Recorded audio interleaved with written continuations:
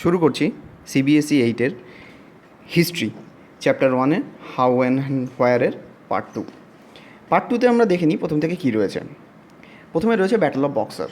Battle of বক্সারের আগে জানতে হবে যে battle of Plassey. Battle of Plassey কত সালে হয়? ব্যাটল অফ পলাশি হয় 1757-এ। কার মধ্যে হয়? রবার্ট ক্লাইভ আর তখনকার বাংলার নবাব সিরাজ উদ্দৌলা। আচ্ছা, এবার জানতে হবে যে ব্যাটল অফ পলাশিটা হয়েছিল কেন। এগুলো একবার পড়লে একদম মনে থাকবে না, তুমি যদি বারবার গল্পের মতো করে শোনো অবশ্যই মনে থাকবে। আচ্ছা ঠিক আছে, চলো এবার জেনে নিই যে ব্যাটল অফ পলাশি কেন হয়েছিল। আচ্ছা, ব্যাটল অফ পলাশির পরেই হয়েছিল কিন্তু ব্যাটল অফ বক্সার। ঠিক আছে, একটু ক্রনোলজিক্যালি সাজিয়ে নিতে হবে ব্যাপারগুলোকে, কেন এবং কী কারণে হয়েছিল। এই জিনিসগুলো যদি মাথার মধ্যে একবার গেঁথে যায় তাহলে তোমার দেখবে মনে রাখাটা অনেক সহজ হয়ে যায়। চলো কী বলেছি, রবার্ট ক্লাইভের সঙ্গে আমাদের সিরাজদৌল্লার যে ব্যাটল অফ পলাশি হয় সেটার সময় সূত্রপাত হয় হচ্ছে 1757-এ। তোমরা জানো যে 1716 নাগাদ বা 1717 নাগাদ এই সময়টাতে একটা ফারুক শিয়ারের ফরমান বলে ফরমান জারি করা হয়। সেই ফরমানে কী বলা ছিল, সেই সময় ফরমানে বলা ছিল যে ব্রিটিশরা ইন্ডিয়াতে যদি ব্যবসা করে, বিজনেস করে, তাহলে তাদের কোনো রকম ট্যাক্স দিতে হবে না। ঠিক আছে, আর এই নিয়েই যত ঝামেলা শুরু। এবার যদি ব্রিটিশরা ইন্ডিয়াতে ব্যবসা করার সময় ট্যাক্স না দেয় তাহলে আমাদের আলটিমেটলি ক্ষতি কাদের হবে? ইন্ডিয়ান যে সমস্ত রুলার্সগুলো আছে তাদের ক্ষতি হবে, তাদের ইকোনমির ক্ষতি হবে, খুব স্বাভাবিক। কারণ ইন্ডিয়ান যারা প্রোডাকশন করবে তারা সেই জিনিসটাই যদি 10 টাকায় বিক্রি করে, ব্রিটিশরা যেটা তৈরি করবে সেটা ওরা 5 টাকায় বিক্রি করবে, কারণ ওদের তো ট্যাক্স দিতে হচ্ছে না। আর এই কারণেই শুরু হলো ঝামেলা। সেই ঝামেলাটা এসে পূর্ণ রূপ নেয় কার সময়? সিরাজউদ্দৌলার সময়। সিরাজউদ্দৌলা বলে যে না, ট্যাক্স দিয়েই বিজনেস করতে হবে। ঠিক আছে, এই সময় রবার্ট ক্লাইভের সঙ্গে ব্যাটল অফ পলাশি হয়। এই নিয়ে ব্যাটল অফ পলাশি হয়। আচ্ছা, ব্যাটল অফ পলাশির মধ্যে আরও কিছু রয়েছে যেগুলো তোমরা জানো, হয়তো নাম শুনেছো, মীর জাফরের নাম শুনেছো।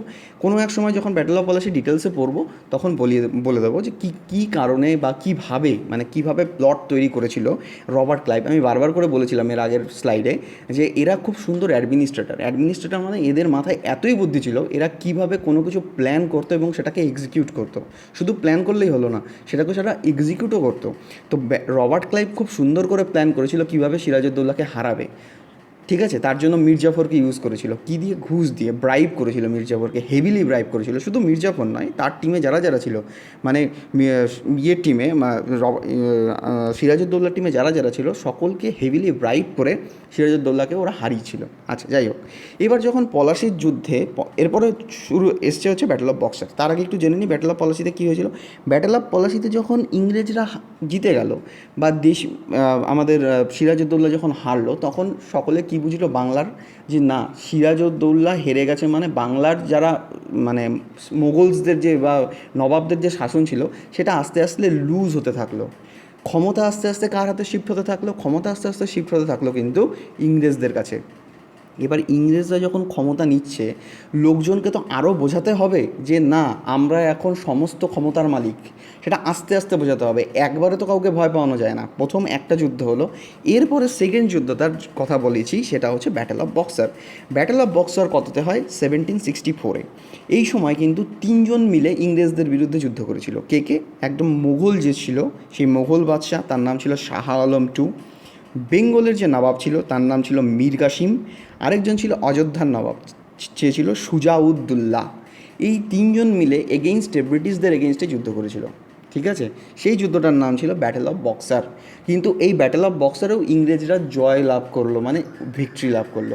আচ্ছা, এরপরে ঘটনাটা কী হলো, যে দুটো পরপর কন্টিনিউয়াস যুদ্ধ যদি কেউ জিতে যায় তাহলে তার যে প্রভাব বা তার যে ভয় পাওয়ানোর ক্ষমতা সেটা আস্তে আস্তে বাড়বে, খুব স্বাভাবিক। এরপর থেকে সমস্ত অ্যাডমিনিস্ট্রেশন এবং মিলিটারির যত ক্ষমতা আছে আস্তে আস্তে কিন্তু ব্রিটিশদের হাতে চলে যেতে থাকলো, শুধুমাত্র এই দুটো যুদ্ধের পর থেকে। প্রথম দেখো, আমি একটা সিম্পল উদাহরণ নিচ্ছি। প্রথমবার তুমি তোমার বাবার কাছে কোনো একটা জিনিস চাইলে, হয়তো তোমার বাবা খুব রাগী, তোমাকে প্রথমবার বকা দিল, তুমি তাও বকা খেয়ে কিছু শুধরালে না, তুমি আরেকবার জিনিস চাইলে। এবার সেকেন্ড টাইম যদি তোমার বাবা তোমাকে জোরে ধমক দেয়, তাহলে তুমি তখন আস্তে আস্তে তোমার জিনিস চাওয়াটা বন্ধ হয়ে যাবে, তুমি বাবাকে ভয় পাবে। খুব স্বাভাবিকভাবে সেই ঘটনাটা হয়েছিল যে প্রথমবার যখন যুদ্ধ হলো ব্যাটল অফ পলাশি, তখন লোকজন ভয় পেল, বুঝতে পারলো যে না, ইংরেজদের পাওয়ারটা বাড়ছে।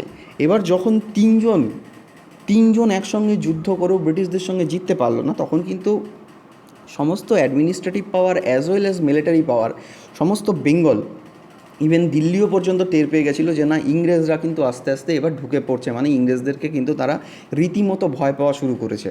ঠিক আছে, তো এটাই ছিল ব্যাটেল অফ বক্সারের মেন প্লট। তবে ব্যাটেল অফ বক্সারের পরে এরপরে আরও ঘটনা ঘটে। এরপরে রবার্ট ক্লাইভকে ডেকে আনা হয় ইংল্যান্ড থেকে, মানে মাঝখানে পলাশির যুদ্ধ করে যখন জিতে গেল তখন সে রবার্ট ক্লাইভ ইন্ডিয়া ছেড়ে আবার ইংল্যান্ডে চলে গেছিলো। ঠিক আছে, কিন্তু তারপর যখন ব্যাটেল অফ বক্সার হয়ে গেল তখন রবার্ট ক্লাইভে শুধুমাত্র ট্রিটিটা করার জন্য, মানে চুক্তিতে কি লেখা হবে, তার মোগল বাদশাহ মানে শাহ আলম টু, মীর কাসিম, অযোধ্যার নবাব সিরাজউদ্দৌলা কী কাজ করবে এরপরে যুদ্ধে হেরে যাওয়ার পর, সেই সমস্ত প্ল্যানিং করার জন্য বা সেই ট্রিটিটাকে তৈরি করার জন্য রবার্ট ক্লাইভকে কিন্তু ইংল্যান্ড থেকে আবার ডেকে আনা হয়েছিল। যাই হোক, সেই ঘটনা পরে এক সময় বলবো। নেক্সট কী আছে দেখি। এই ছিল ব্যাটেল অফ বক্সার। আচ্ছা, সোর্স অফ মডার্ন হিস্ট্রি। আচ্ছা, এরপরে আমাদের যে পোর্শনটা রয়েছে, আমরা এই মডার্ন হিস্ট্রিগুলো কোথা থেকে জানতে পারি। তোমরা জানো জেনারেলি এগুলো অফিসিয়ালস কিছু রেকর্ডস থাকে। যেমন আমি একটা ছোট্ট উদাহরণ দিয়ে বলি যে অনেকেই তো আমাদের ইন্ডিয়াতে এসছে। তোমরা জানো, তুমি ফার্স্ট স্লাইডে যখন দেখেছো যে ব্রিটিশরা এসছে, ফ্রেঞ্চরা এসছে, ডাচরা এসছে, সকলেই এসছে, কিন্তু সবচেয়ে বেশি প্রিডমিনেটলি আমাদের ইন্ডিয়াতে কারা বেশি ছিল, সেটা হচ্ছে ব্রিটিশরা। কারণ কি? কারণ ব্রিটিশদের অফিসিয়ালি কোনো কিছুকে ডকুমেন্ট করার ক্ষমতা অনেক বেশি ছিল অন্যান্যদের থেকে। ঠিক আছে, এটা হচ্ছে মেইন দরকার। এবার দেখো, আমি একটা ছোট্ট কথা বলি। এই যে এখন ছোট একটা উদাহরণ দিই। এই যে এখন দেখতে পাচ্ছ করোনা ভাইরাস সমস্ত দেশ ডকুমেন্টেশন করছে। ডকুমেন্টেশন মানে কি? কতজন মারা যাচ্ছেন, কিভাবে মারা যাচ্ছেন, কারা কারা কোন এজ গ্রুপের মারা যাচ্ছেন, কাদের কোমরবিড কেস আছে। তার মানে কি, এখান থেকে একটা স্টাডি করা যায়। This is an study. এটা এখান থেকে স্টাডি করা যায় যে কাদের ভার্নাবিলিটিটা বেশি টুয়ার্ডস দিস কোভিড-19 ক্ষেত্রে বা করোনা ভাইরাসের ক্ষেত্রে। এক্স্যাক্টলি তাই ব্রিটিশরাও তখনকার দিনে এই সমস্ত জিনিসগুলো অ্যাপ্লাই করেছিল। কী অ্যাপ্লাই করেছিল? ওরা যেখানেই যেত সেই জায়গাকার একটা ডেমোগ্রাফি দিয়ে রাখতো যে এখানকার লোকজন এরকম, এখানকার জিনিসপত্র এরকম, এখানে এই জিনিসটা হয়, এখানকার খাওয়ার এরকম, মানে ওরা সব কিছুর একটা সার্ভে করতো। ঠিক আছে, মোটামুটি সার্ভে করে ওরা দেখতে পেয়ে গেছিলো যে এই জিনিসটা এখানে এরকম। এবার যদি সব কিছু সার্ভে ওদের হাতের মুঠোয় থাকে, তাহলে সেই জিনিসটা বা সেই জায়গাটাকে কন্ট্রোল করা ওদের খুব সুবিধা হবে। যেমন করে আমি বলি, আমাদের এখানে যে খাবার, আমাদের ওয়েস্ট বেঙ্গলের যে সমস্ত খাবার আমরা খাই, সেই খাবারের সঙ্গে রাজস্থানি খাবারের মানে খুব বেশি কি মিল পাওয়া যায়? মিল পাওয়া যায় না। তাহলে এখানকার কালচার একরকম, রাজস্থানের কালচার কিন্তু আরেক রকম। এটা যদি আমার ডকুমেন্টেশন ফর্মে থাকে, তাহলে আমার পক্ষে কিন্তু রাজস্থানে না গিয়েও এখান থেকে বসে খুব সুন্দরভাবে মানে একটা প্ল্যান তৈরি করা যাবে যে না, আমি রাজস্থানে কী কী অ্যাক্টিভিটিস করলে রাজস্থানের লোকজন খুশি হবে, বা বেঙ্গলে আমি কী কী অ্যাক্টিভিটি করলে এখানকার লোকজন খুশি হবে। ঠিক আছে, তো সেটাই হচ্ছে অফিসিয়ালস রেকর্ড। অফিসিয়াল মানে আগেকার দিনে যে সমস্ত জিনিসগুলো রেকর্ড করে রাখা হতো। ঠিক আছে, তাহলে তারা এভরি পলিসি, মানে they documented every policy, plans, letters, TT agreement. এগুলো তোমাকে এক্ষুনি বললাম যে টিটি এগ্রিমেন্ট মানে কি। কোনো কিছু কারোর সঙ্গে কারো সন্ধি হচ্ছে, মানে ব্যাপারটা কী হয়, ট্রিটি মানে ওয়ান কাইন্ড অফ এরকম। ধরো তুমি একটা জায়গা কিনতে গেলে, সেখানে একটা দলিল নামা হয়, তাই তো, যে একজন তোমার কাছে আরেকটা জিনিস বিক্রি করলো, তো সেটাই হচ্ছে ট্রিটি এগ্রিমেন্ট। আগেকার দিনে এটাকে ট্রিটি এগ্রিমেন্ট করা হতো, এখনকার দিনে বলা হচ্ছে সেটা দলিল। ঠিক আছে, সেই ব্যাপারগুলোই। তো যুদ্ধে যখন অন্য রাজা হেরে যেত, তখন সেই রাজা তাকে ওয়ার ইন্ডেমনিটি হিসেবে কিছু টাকা দিত। ব্রিটিশদের কিছু টাকা দিয়েছিল। ব্যাটেল অফ বক্সারের ক্ষেত্রেও তাই হয়েছিল, প্রচুর টাকা দিয়েছিল এই তিনজন মিলে ব্রিটিশদের। যাই হোক, এটা ওয়ার ইন্ডেমনিটি হিসাবে ইউজ করা হয়। তো সেই জিনিসগুলোকে যারা প্ল্যান করতো, সেই সমস্ত জিনিসগুলো তারা ডকুমেন্ট করে রাখতো। এটা হচ্ছে সবচেয়ে বড় ফান্ডা। শুধু তারা ডকুমেন্টই করতো না, সেই জিনিসগুলোকে তারা প্রিজার্ভও করে রাখতো, যাতে পরবর্তীতে যে সমস্ত অ্যাডমিনিস্ট্রেটররা আসবে বা পরবর্তীতে যখন আরেকজন আসবে, তার যেন কাজ করতে সুবিধা হয়। সে যেন বুঝতে পারে যে না, আগে এই কাজ হয়েছে, তাহলে আমি এই কাজের ওপর ডিপেন্ড করে এরকমভাবে আগাবো। ঠিক আছে, তো এইটা হচ্ছে ডকুমেন্টেশন করতো, এবং ডকুমেন্টেশনের পর সেটাকে প্রিজার্ভ করতো। নেক্সট, তাহলে প্রিজার্ভ যদি করতে হয়, তাহলে একটা বড় জায়গা লাগবে যেখানে এই সমস্ত ডকুমেন্টগুলোকে প্রিজার্ভ করে রাখা হবে। সেই জায়গাটা সেই রকম একটা ছিল আমাদের ন্যাশনাল আর্কাইভস অফ ইন্ডিয়া। এটা কততে তৈরি হয়? 1920-তে তৈরি হচ্ছে। দেখতে পাচ্ছ এখানে ন্যাশনাল আর্কাইভস। তুমি যদি ন্যাশনাল আর্কাইভসে যাও, মোটামুটি এখানে তুমি পুরানো দিনের প্রচুর জিনিস কালেকশান পাবে, যেগুলো তুমি তোমার বই বা অন্য কোথাও ইন্টারনেটসে পাবে না।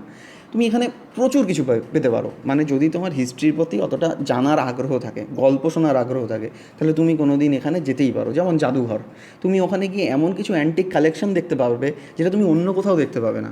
তো সেই জিনিসগুলো ওখানে প্রিজার্ভ করে রাখা হয়েছে, দেখানোর জন্য যে আগেকার দিনের লোকজন কীভাবে একটা থেকে একটা নতুন জিনিস শিখে সেটাকে ডকুমেন্ট করে বা প্রিজার্ভ করে রেখেছে এবং তার উপর ডিপেন্ড করে আরেকটা নতুন জিনিস করেছে। ঠিক আছে, চলো নেক্সট কী দেখি। আরেকটা জিনিস বলে রাখি যে ন্যাশনাল আর্কাইভস অফ ইন্ডিয়া এটা ওয়ার্ক কার আন্ডারে আছে, এটা আছে মিনিস্ট্রি অফ কালচারের আন্ডারে। ঠিক আছে, চলো নেক্সট। সার্ভেস, ওয়াই সার্ভেস আর মোর ইম্পর্ট্যান্ট, কেন সার্ভেসগুলো মোর ইম্পর্ট্যান্ট? আমি কিছুক্ষণ আগে বলে এসেছি যে ওরা সার্ভে করতো, যেখানেই যেত সেখানেই যেখানকার জিনিস ডকুমেন্ট করে সার্ভে করে রেখে দিত। সেটা হচ্ছে ওদের রেভিনিউ সার্ভে হতে পারে, বোটানিক্যাল সার্ভে হতে পারে, জিওলজিক্যাল সার্ভে হতে পারে, ফরেস্ট সার্ভে হতে পারে।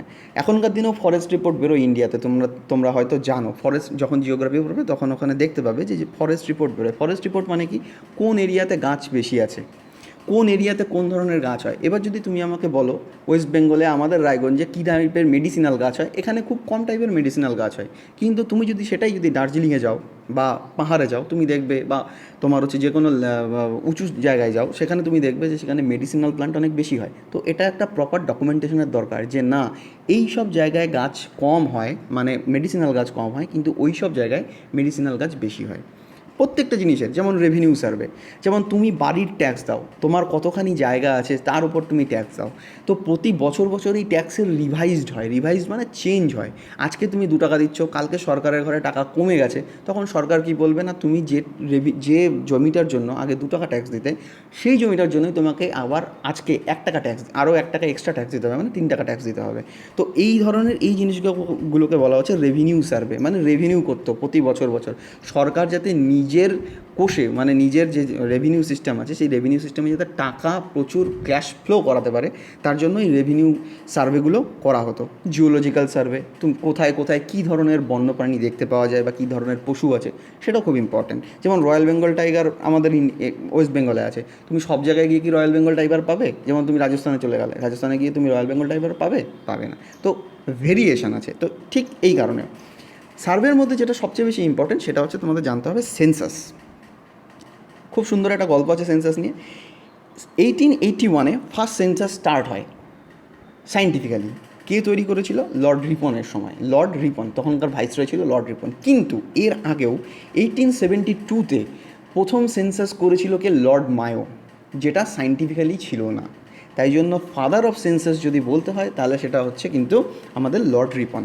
ঠিক আছে, টাইমটা একটু মনে রাখতে হবে। টাইমটা হচ্ছে 1881-এ ফার্স্ট সেন্সাস শুরু হয় সায়েন্টিফিক্যালি। কিন্তু আমি এখানে লিখেও দিয়েছি লর্ড মায়োর আন্ডারে ফার্স্ট সেন্সাস শুরু হয়েছিল, যেটা সায়েন্টিফিক্যালি ছিল না। সেটা কত? 1872-তে। আমাদের মনে রাখতে হবে যে তোমরা হয়তো এখন জানো, পড়ছো, এইটা একটা এক্সট্রা ইনফরমেশান, কুইজের জন্য কোনো জায়গায় যদি লাগে তাহলে একটু মাথায় রাখবে। এই যে আমাদের যে 2021-এ যে সেন্সাস হবে সেটা 16th সেন্সাস অফ ইন্ডিয়া। ঠিক আছে, এই সেন্সাসে 16টা ডিফারেন্ট ল্যাঙ্গুয়েজে সেন্সাস হবে, মানে 16টা ডিফারেন্ট ভাষায় সেন্সাস হবে, জনগণনা করা হবে। দেশ এক একটা জায়গাকার ভাষা এক এক রকম, সেই সমস্ত ভাষার ওপর ডিপেন্ড করে কী করা হবে? সেন্সাস করা হবে। ঠিক আছে, কে কোন ভাষা বলতে পারে, তার মানে বুঝতে হবে তখন এখান থেকে সরকারের এটাও একটা চিন্তাভাবনা রয়েছে যে কোন স্টেটে সবচেয়ে বেশি অন্যান্য স্টেটের লোক বসবাস করে। কথার কথা, রায়গঞ্জে আসলো, তোমার যে ভাষা, তুমি বাংলায় কথা বললে, তোমার পাশের বাড়ির লোকটি হিন্দি কথা বললো বা বললো যে আমি মহারাষ্ট্রতে থাকি, তাহলে এখান থেকে একটা সার্ভে করবে যে আমাদের রায়গঞ্জে বাইরে থেকে কত লোক এসছে, বাইরে থেকে কী কারণে এসছে, এই সমস্ত জিনিসগুলো একটু মাথায় রাখতে হবে, বা এই সমস্ত জিনিসগুলো সার্ভে করা হবে কিন্তু এই সেন্সাসে। ঠিক আছে, এটা একটু এক্সট্রা ইনফরমেশন ছিল জাস্ট জেনে রাখার জন্য। তো সার্ভের ইম্পর্টেন্সটা বোঝা যাচ্ছে। নেক্সট কী আছে একটু দেখে নিই। আদার সোর্সেস। আদার সোর্সেসের মধ্যে যেমন বিভিন্ন পপুলার বুকলেটস আছে, নিউজ পেপার্স আছে, স্টোরিজ আছে, পোয়েমস আছে, নোভেলস আছে। সেই সমস্ত সময়ে যে সমস্ত লোকেরা যারা একটু পড়াশোনা জানতো তারা সব কিছু লিখে রাখার চেষ্টা করতো, বা লোককে জানানোর জন্য তারা বিভিন্ন রকমের প্যাম্পলেটস লিখতো। তারপর হচ্ছে বিভিন্ন ধরনের বই লিখতো, খবরের কাগজে নানা ধরনের কবিতা লিখতো বা জার্নালস লিখতো। এই সমস্ত জিনিসগুলো একটু মাথায় রাখতে হবে। আমি একজনের নাম দিয়েছি, তোমাদের বইতে রয়েছে তার নাম। দ্য ফার্স্ট ওমেন রসুন্দরী দাসী রোড আমার জীবন অ্যান্ড অটোবায়োগ্রাফি ইন 1876। ঠিক আছে, এটা একটু মাথায় রাখবে। এই নামটা যেহেতু বইয়ে আছে তাই জন্য একটু ইম্পর্টেন্ট হয়ে যায়, এবং বাদবাকি এগুলো ছিল আদার সোর্সেস। এগুলো তোমরা জানো, টুকটুক করে দেখলে একবার করে আশা করি হয়ে যাবে। নেক্সট কী আছে? আজকে একটা কাজ দিয়েছি ছোট্ট, এই চ্যাপ্টারটা মোটামুটি কমপ্লিট বলা যায়। এই ছোট্ট একটা ভিডিও ছিল, এরপরে তাড়াতাড়ি অন্য চ্যাপ্টারের ভিডিওগুলো বানিয়ে ফেলবো আশা করছি। আজকে একটা ছোট্ট কাজ দিয়েছি, তোমরা এখন দেখছো মোটামুটি যে লকডাউনের জেরে সমস্ত কিছুই বন্ধ হয়ে রয়েছে, শুধুমাত্র ট্রেন চলছে, তাও কি অন্যান্য ট্রেন নয়, শুধু শ্রমিক স্পেশাল যে ট্রেনগুলো সেগুলো চলছে, সেগুলো এক জায়গা থেকে আরেক জায়গায় চলছে, মানে এক রিজিয়ন থেকে আরেক রিজিয়নে চলছে। এবার আমি একটা সুন্দর টপিক এখান থেকে খুঁজে বের করেছি যে আমাদের ইন্ডিয়াতে এখন মোটামুটি 18টা রেলওয়ে জোন আছে। রেলওয়ে জোন থাকার সঙ্গে সঙ্গে তার হেডকোয়ার্টারও থাকে। যেমন করে আমরা যেখানে থাকি সেটা হচ্ছে রায়গঞ্জ যেটার মধ্যে পড়ে সেটা হচ্ছে NFR, নর্দার্ন ফ্রন্টিয়ার রেলওয়ে। ঠিক আছে, দেখবে রেলের গায়ে, তোমরা যদি রেলে যদি যেয়ে থাকো তাহলে দেখবে যে রেলের গায়ে লেখা আছে NFR, মানে নর্দার্ন ফ্রন্টিয়ার রেলওয়ে। এদিকে তো তোমরা যদি শিলিগুড়ির দিকে যাও তাহলে এগুলো লক্ষ্য করবে। একদম পুরো আসাম পর্যন্ত চলে গেছে এটা, মানে পুরো নর্থ ইস্টের পুরো স্টেটটা কিন্তু এই NFR-এর আন্ডারে বা NFR সাব ডিভিশনের আন্ডারে। তাহলে এর যে হেডকোয়ার্টার সেটা কোথায় আছে? আসাম, মালেগাঁওতে। ঠিক আছে, তারপর ঠিক একইভাবে এরকম রয়েছে সেন্ট্রাল রেলওয়ে। তাহলে বোম্বের ওইদিকে যদি গিয়ে থাকো তাহলে ওইখানকার ট্রেনের গায়ে দেখবে লেখা থাকে CR। আবার যদি সাউথের দিকে গিয়ে থাকো তাহলে ওইদিকে দেখবে SR। ঠিক এইভাবে 18টা রেলওয়ে জোন আছে। এই 18টা রেলওয়ে জোনের প্রত্যেকটার একটা একটা করে হেডকোয়ার্টার আছে। ঠিক আমি খুঁজতে দিয়েছি যে যেগুলো ইম্পর্টেন্ট, তুমি যদি 18টা লিখতে পারো, আশা করি গুগল করলে বা অন্যান্য জায়গা থেকে একটু পড়লেই বুঝতে পারবে যে কোথায় কী কী রেলওয়ে জোন আছে। তো সেইটা আমি একটা কাজ দিয়েছি যে কী কী রেলওয়ে জোন আছে সেই জোনগুলো লিখে তার একটা করে হেডকোয়ার্টারের নাম, মানে কোথায় কোথায় কী রয়েছে সেটা লিখবে। সেটা লিখে যদি পারো তো গ্রুপে পাঠাও, আমি সেটা চেক করে দেবো, অসুবিধা নেই। আশা করছি যে ভিডিওটা ভালো লাগবে। এরপরের যে চ্যাপ্টার আছে সেই চ্যাপ্টারের ভিডিওগুলো খুব তাড়াতাড়ি আনার চেষ্টা করব। আসছি।